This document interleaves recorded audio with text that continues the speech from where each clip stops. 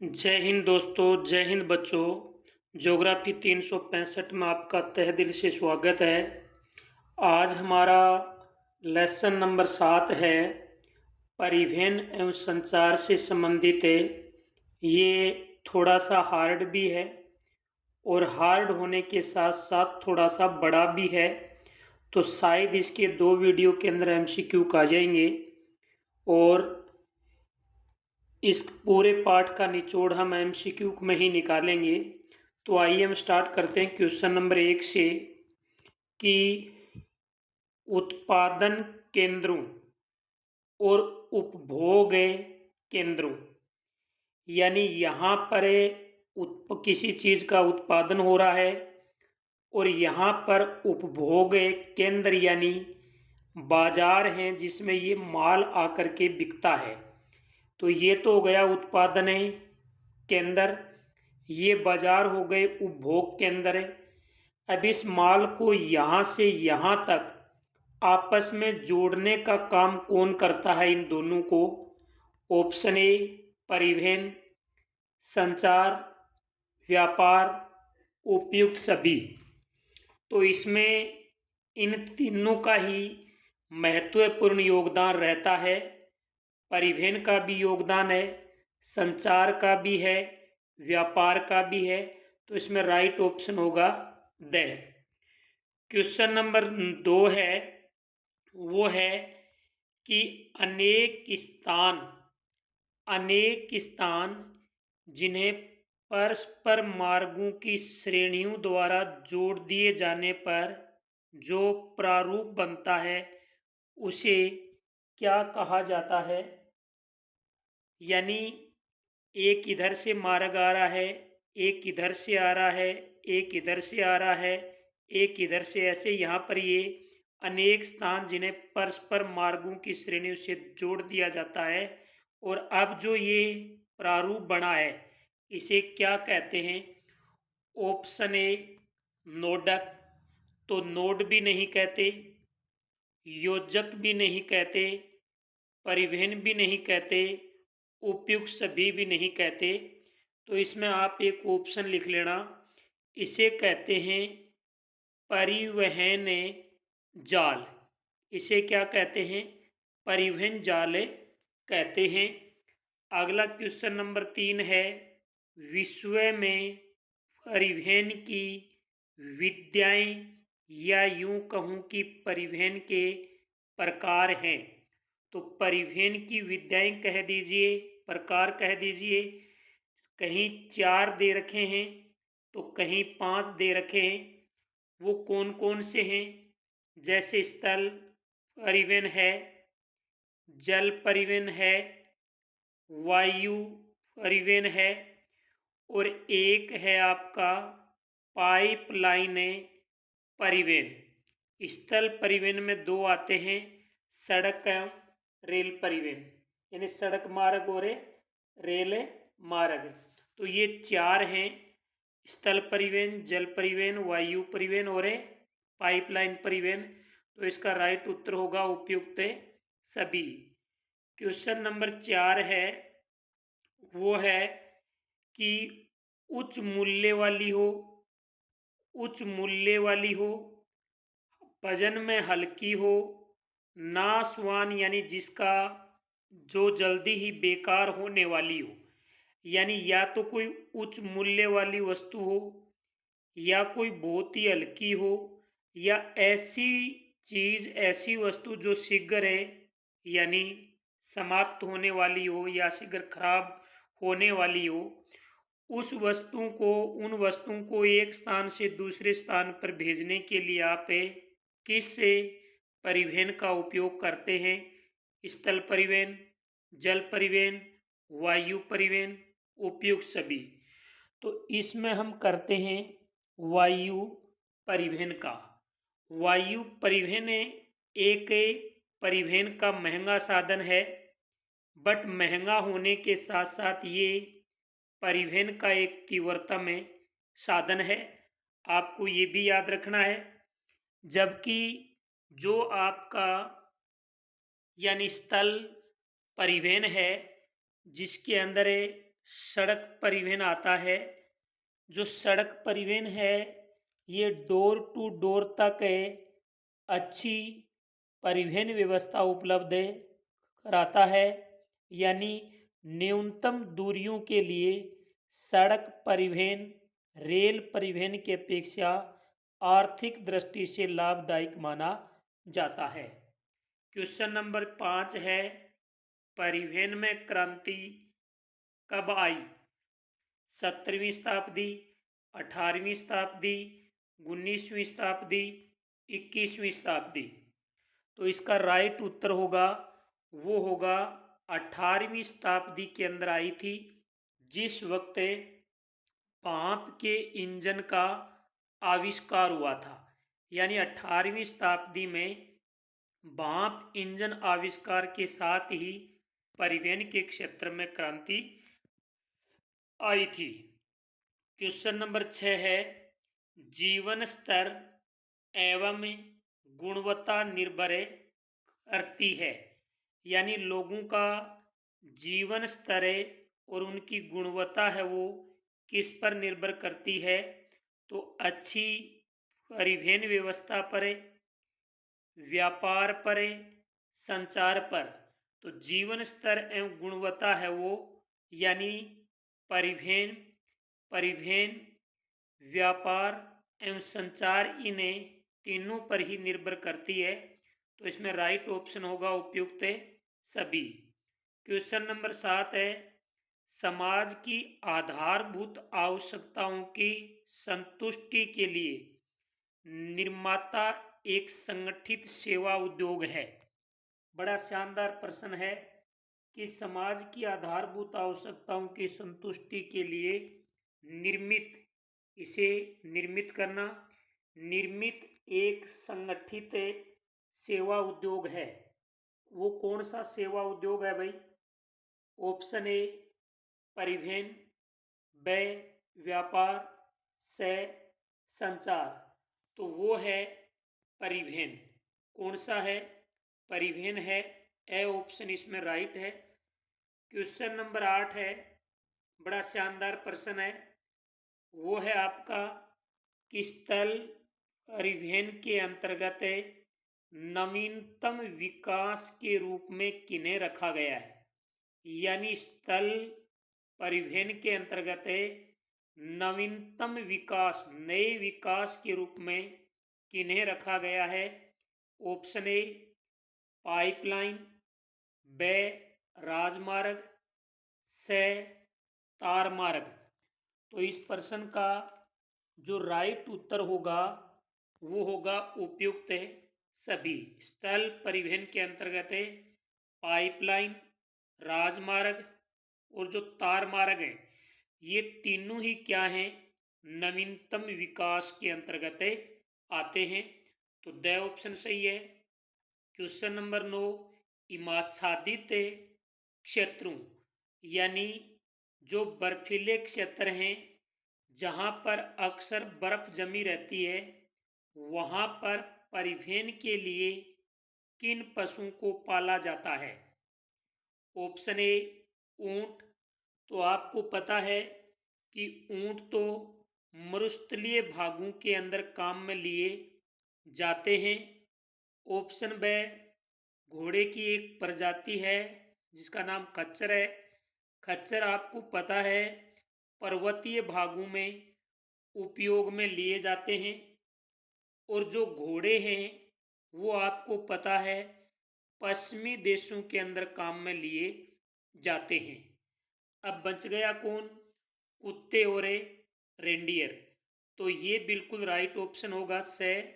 कुत्ते एवं रेंडियर हैं वो यहाँ पर काम में लिए जाते हैं और कुत्ते एवं रेंडियर द्वारा बर्फीले क्षेत्रों में स्लेज गाड़ी को खींचा जाता है। तो इसमें से ऑप्शन सही है। क्वेश्चन नंबर 10 है, प्रथम सार्वजनिक रेल मार्ग। बड़ा शानदार प्रश्न है। प्रथम सार्वजनिक रेल मार्ग किस वर्ष उत्तरी इंग्लैंड के स्टोकटन व डर्लिंगटन के मध्य आरंभ हुआ? बड़ा ही शानदार प्रश्न, वेरी इंपॉर्टेंट प्रश्न है कि प्रथम सार्वजनिक रेल मार्ग किस वर्ष उत्तरी इंग्लैंड के स्टोकटन व डर्लिंगटन के मध्य हुआ। तो यानी पहली रेलगाड़ी इन दो नगरों के बीच में आरंभ हुई थी। वो सन क्या थी? 1853, 1825, 1854, 1801। तो वो राइट उत्तर है 1825। 1825 राइट है। अगला क्वेश्चन नंबर 11, दूरस्थ स्थानों को जोड़ने वाली पक्की सड़कें क्या कहलाती हैं? राज्य मार्ग, यातायात प्रवाह, महामार्ग, ग्रामीण सड़कें। तो इन्हें महामार्ग कहा जाता है। दूरस्थ स्थानों को जोड़ने वाली पक्की सड़कें महामार्ग कहलाती हैं। क्वेश्चन नंबर 12 है, वो देश कौन से हैं जिनके अंदर जनसंख्या सर्वाधिक पाई जाती है?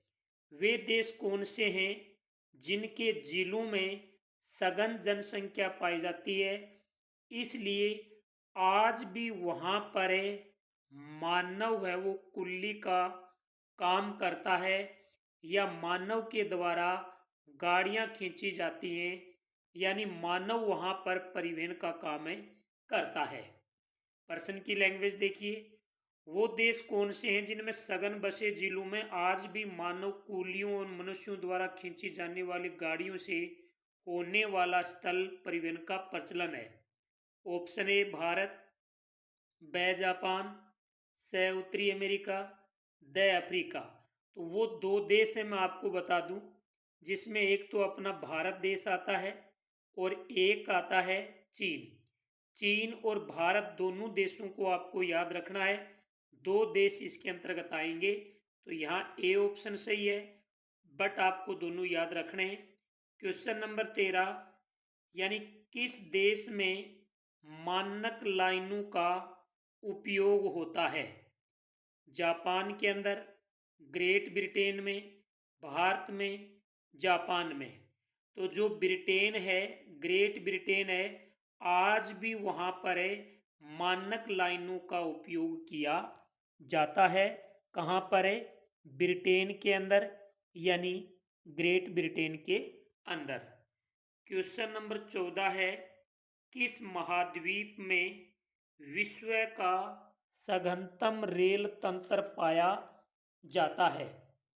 ऑप्शन ए, यानी इसमें ध्यान रखना, यहाँ पर आप यहाँ पर किस महाद्वीप में विश्व का सघनतम रेल, यहाँ विश्व का सघनतम रेल तंत्र पूछा है, यहाँ पर सर्वाधिक रेल घनत्व पूछा है। ये दोनों क्वेश्चन आपको डाउट में ला सकते हैं, आप रट के जाएं कि किस महाद्वीप में विश्व का सघनतम रेल तंत्र पाया जाता है? एशिया, उत्तरी अमेरिका, बेल्जियम, यूरोप। तो इसका राइट उत्तर होगा यूरोप होगा। यूरोप के अंदर विश्व का सघनतम रेल तंत्र पाया जाता है। यहाँ पर जो रेल मार्गों की लंबाई है वो 4,40,000 है। 4,40,000 किलोमीटर इनकी लंबाई है आज भी यहाँ पर।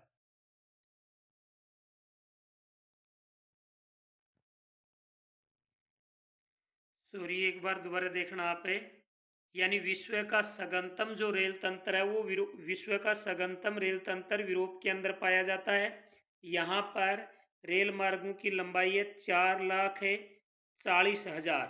4,40,000 है यहाँ पर इनके मार्गों की लंबाई, जिसमें अधिकांश दोहरे और बहुमार्गी रेल मार्ग हैं। अधिकांश दोहरे एवं बहुमार्गी रेल मार्ग यहाँ पर स्थित हैं। क्वेश्चन नंबर 15, सर्वाधिक रेल घनत्व पूछ ले तो आपको बेल्जियम करना है। बेल्जियम का सर्वाधिक रेल घनत्व है, यानी यहाँ पर 6.5 वर्ग किलोमीटर क्षेत्र पर, वर्ग किलोमीटर क्षेत्र पर एक किलोमीटर पाया जाता है, ये भी याद रखें। सर्वाधिक रेल घनत्व बेल्जियम का है, जहाँ पर 6.5 वर्ग किलोमीटर क्षेत्र पर 1 के किलोमीटर है। क्वेश्चन नंबर 16, कौन सा महाद्वीप रेल मार्ग विस्तार में प्रथम स्थान रखता है? दक्षिणी अमेरिका, एशिया, यूरोप, उत्तरी अमेरिका। तो इसमें राइट उत्तर होगा, वो होगा उत्तरी अमेरिका। क्या होगा? उत्तरी अमेरिका होगा इसका राइट उत्तर है। और विश्व के कुल रेल मार्गों का लगभग 40% यहाँ है। विश्व के कुल रेल मार्गों का 40% अकेला उत्तरी अमेरिका के अंदर माना जाता है। Question number 17, trans Siberian rail मार्ग कहाँ से कहाँ तक जाता है? आप सबको पता है, ट्रांस साइबेरियन रेल मार्ग व्लादिवोस्टोक से लेनिनग्राड तक जाता है। व्लादिवोस्टोक से लेनिनग्राड जाता है। क्वेश्चन नंबर 18, वोल्गा जलमार्ग स्थित है? बड़ा शानदार प्रश्न है। वोल्गा जलमार्ग स्थित है, तो देखिए जो आपका वोल्गा जलमार्ग है, रूस, भारत, अमेरिका, जर्मन, सबको पता है वोल्गा जलमार्ग रूस के अंदर स्थित है और इसकी लंबाई वो है 11,200 किलोमीटर है। और यहाँ पर ये दो चीज़ें आप याद रखना, वोल्गा मास्को नहर, यानी जो वोल्गा मास्को नहर है, ये मास्को प्रदेश को जोड़ती है, जबकि वोल्गा डोन नहर है, ये काला सागर को जोड़ती है। तो वोल्गा जलमार्ग रूस में है, 11,200 किलोमीटर लंबा है। वोल्गा मास्को नहर मास्को प्रदेश को जोड़ती है। वोल्गा डोन नहर काला सागर को आपस में जोड़ती है। क्वेश्चन नंबर 19 है, रेल लाइनों की चौड़ाई के अनुसार उनके प्रकार हैं। तो रेल लाइनों की चौड़ाई के अनुसार उनके 3 प्रमुख प्रकार हैं। एक तो होती हैं बड़ी लाइनें, बड़ी लाइनों के बीच की दूरी 1.5 मीटर से अधिक होती है। और एक होती है मानक लाइन, जिनका ग्रेट ब्रिटेन के अंदर सर्वाधिक प्रचलन है। इनके बीच की दूरी होती है 1.44 मीटर। और एक होती है मीटर लाइन, जिनके बीच की दूरी होती है 1 मीटर। तो इसमें तीनों ही सही है, उपयुक्त सभी आएगा। Question number 20, Orient express rail मार्ग किन दो नगरों को आपस में जोड़ता है? तो ओरिएंट एक्सप्रेस रेल मार्ग है, ये किन दो नगरों को आपस में जोड़ता है? क्वेश्चन नंबर 20 और 21 का उत्तर ध्यान से देखना, आपको समझना है। ओरिएंट एक्सप्रेस जो रेल मार्ग है, वो कहाँ से आरंभ होता है? ये पेरिस से शुरू होता है। पेरिस से शुरू होकर के ये जाता है स्ट्रेटसबर्ग। कहाँ जाता है? स्ट्रेटसबर्ग जाता है। स्ट्रेटसबर्ग से ये जाता है म्यूनिख। कहाँ जाता है? म्यूनिख जाता है। म्यूनिख से जाता है वियना, और वियना से जाता है ये बुडापेस्ट से बेलग्रेड जाता है। और बेलग्रेड से ये जाता है इस्तांबुल तक। यानी यूरोप महाद्वीप के ये 6 राष्ट्र हैं। जैसे पेरिस 1, स्ट्रेटसबर्ग 2, म्यूनिख 3, वियना 4, बुडापेस्ट 5, और यानी 1, 2, 3, 4, 5 और बेलग्रेड 6। यानी पेरिस से Strasbourg, Munich, Vienna, Budapest, Belgrade, Istanbul तक ये जाता है। तो 20 का राइट उत्तर होगा पेरिस से इस्तांबुल तक जाता है। अब क्वेश्चन नंबर 21 भी इसी में निकलेगा। देखिए क्या क्वेश्चन है। क्वेश्चन है निम्न में से कौन सा रेल मार्ग यूरोप के 6 राष्ट्रों से होकर गुजरता है। तो वो वोरिएंट एक्सप्रेस रेल मार्ग ही गुजरता है जो Paris, Strasberg, Munich, Vienna, Budapest, Belgrade होता हुआ इस्तांबुल तक जाता है।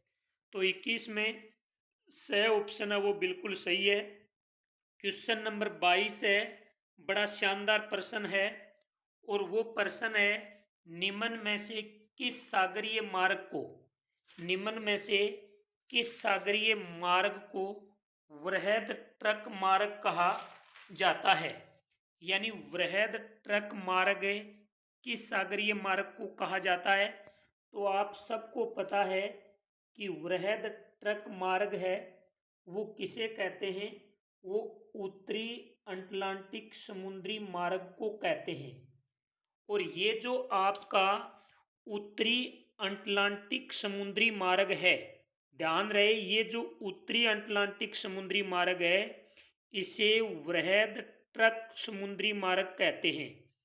अब ध्यान देंगे ये मार्ग औद्योगिक दृष्टि से विकसित विश्व के दो प्रदेशों को आपस में जोड़ने का काम करता है। वो दो प्रदेश हैं उत्तरी पूर्वी संयुक्त राज्य अमेरिका को ये पश्चिमी यूरोप से जोड़ने का काम करता है। पश्चिमी यूरोप से ये जोड़ने का काम करता है।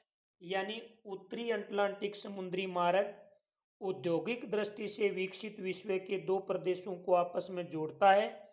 उत्तरी पूर्वी संयुक्त राज्य अमेरिका को पश्चिमी यूरोप से, और विश्व का 1/4 विदेशी व्यापार, वेरी इंपॉर्टेंट, विश्व का 1/4 जो विदेशी व्यापार है वो इसी समुद्री मार्ग से होता है। तो ये तीनों बात आपको याद रखनी है उत्तरी अटलांटिक समुद्री मार्ग के बारे में। क्वेश्चन नंबर 23 है, सवेज नहर निम्न में से किसको जोड़ती है। सवेज नहर किसको जोड़ती है।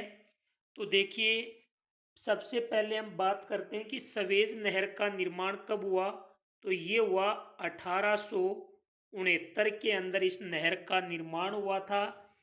इस नहर में कोई भी जल बंधक नहीं बने हुए हैं, ये भी याद रखना। इसकी लंबाई 160 किलोमीटर है और गहराई इसकी 11 से 15 मीटर है। प्रतिदिन इससे 100 जलियाने आते जाते रहते हैं और इस नहर को पार करने में 10 से 12 घंटे का टाइम लगता है। ये तो 4-5 बातें आप सवेज नहर के बारे में याद रखना। निर्माण 1869, जलबंधक यहाँ है नहीं, लंबाई 160, गहराई 10 से 15, 10-12 घंटे पार करने में लगते हैं, 100 जलियान गुजरते हैं। अब बात करते हैं सवेज नहर किन को आपस में जोड़ती है। तो ये लाल सागर को भूमध्य सागर से आपस में जोड़ने का काम करती है, लाल सागर को भूमध्य सागर से। क्वेश्चन नंबर 24 है, वो है अटलांटिक तथा प्रशांत महासागर जुड़े हुए हैं। बड़ा शानदार प्रश्न है। अटलांटिक तथा प्रशांत महासागर जुड़े हुए हैं, बड़ा शानदार प्रश्न है। अटलांटिक यानी पूर्व में अटलांटिक है, पूर्व में अटलांटिक है और पश्चिम में प्रशांत महासागर है। इन दोनों को जोड़ने का काम कौन करता है। तो वो आपको लगभग पता लग गया होगा, वो करती है पनामा नहर। ये पनामा नहर है, ये इनको जोड़ने का काम करती है। अब पनामा नहर का निर्माण है वो संयुक्त राज्य अमेरिका के द्वारा किया गया। इसकी लंबाई है वो है 72 किलोमीटर और इसके अंदर है 6 से जल बंधक यानी बने हुए हैं, 6 से जल बंधक तंत्र इसमें बने हुए। तो इनका निर्माण याद रखना, इनकी लंबाई याद रखना, इनके अंदर 6 जलबंधक बने वो याद रखना, पूर्व में अटलांटिक को पश्चिम में प्रशांत महासागर से जोड़ने का काम है करती है। आज का लास्ट क्वेश्चन है, बाकी के क्वेश्चन सेकंड वीडियो में आएंगे। उम्मीद करता हूं कि वीडियो अच्छे लग रहे होंगे, इसीलिए दिन प्रतिदिन व्यूज बढ़ते जा रहे हैं और चैनल पर सब्सक्राइब भी बढ़ते जा रहे हैं। तो मैं आपसे उम्मीद करता हूं कि वीडियो को ज़्यादा से ज़्यादा लाइक करें, शेयर करें। जो विद्यार्थी जो मित्र चैनल पर पहली बार आ रहे हैं वो चैनल को सब्सक्राइब जरूर करें। आइए हम करते हैं लास्ट क्वेश्चन। डेन्यूब जलमार्ग किस महाद्वीप में स्थित है? बड़ा शानदार प्रश्न है कि डेन्यूब जलमार्ग है वो किस महाद्वीप में है? Asia, Europe, Africa, America. तो देखिए, जो डेन्यूब जलमार्ग है ये पूर्वी यूरोपीय देशों को क्या कर रहा है, पूर्वी यूरोपीय भागों को, पूर्वी यूरोपीय देशों को क्या कर रहा है, अपनी सेवाएं प्रदान कर रहा है। डेन्यूब जो नदी है, कौन सी नदी है? डेन्यूब जो नदी है ये नदी कहाँ से निकलती है? ब्लैक फॉरेस्ट से ये नदी निकलती है और यहाँ से निकलने के बाद ये नदी पूर्व की ओर बहती है। और इस डेन्यूब जलमार्ग के द्वारा यानी गेहूं का, मक्का का, इमारती लकड़ी का निर्यात किया जाता है। और ये डेन्यूब जलमार्ग वेरी इंपॉर्टेंट याद रखना, टारना, टारना सेविरिन, टारना सेविरिन, यहाँ पर मैं दोबारा लिख देता हूँ। डेन्यूब जलमार्ग ध्यान रखना कि पूर्वी यूरोपीय भागों के अंदर सेवाएं प्रदान करता है। दूसरी बात, डेन्यूब जो नदी है ये नदी ब्लैक फॉरेस्ट से निकल करके पूर्व में बहती है। तीसरी बात, मक्का, गेहूं, इमारती लकड़ी इससे निर्यात की जाती हैं।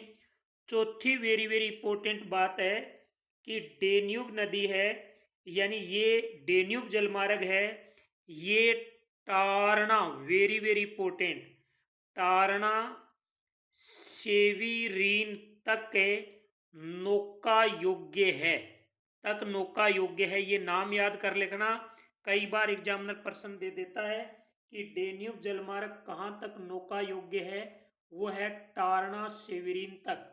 तो ये थे आपके 25 प्रश्न। जय हिंद, जय भारत।